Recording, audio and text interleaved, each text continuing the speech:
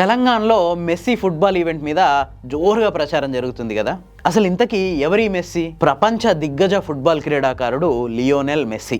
ఈయన 1987లో అర్జెంటీనాలో పుట్టిండు. మెస్సీ చాలా చిన్న ఏజ్ నుంచే ఫుట్బాల్లో అద్భుతమైన ప్రతిభ కనపరచడం మొదలుపెట్టిండు. గోల్ స్కోరింగ్ మెషిన్ గా గుర్తింపు పొందిండు. స్పెయిన్లోని బార్సిలోనా అకాడమీ లా మాసియాలో చేరిన తర్వాత అతని కెరీరే మారిపోయింది. 8 సార్లు బాలెన్ డిఆర్ అనే అవార్డుని ఈయన గెలుచుకున్నాడు.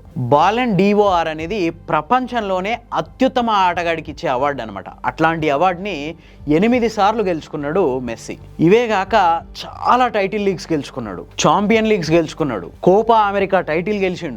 2022లో ఫిఫా వరల్డ్ కప్ సాధించిండు. ఇన్ని విజయాలతో మెస్సీ ప్రపంచ ఫుట్బాల్ క్రీడలో ఒక ఐకాన్ గా నిలిచిపోయిండు. అందుకే మెస్సీకి ఫుట్బాల్ ప్లేయర్లలో విపరీతమైన క్రేజ్ ఉంది. అంతేకాదు దాదాపు 20 ఏళ్ల నుంచి ఒకే రకమైన ఆట తీరు, ఒకే రకమైన పర్ఫార్మెన్స్ తో ప్రపంచాన్ని ఆశ్చర్యపోయేలా చేస్తుండు.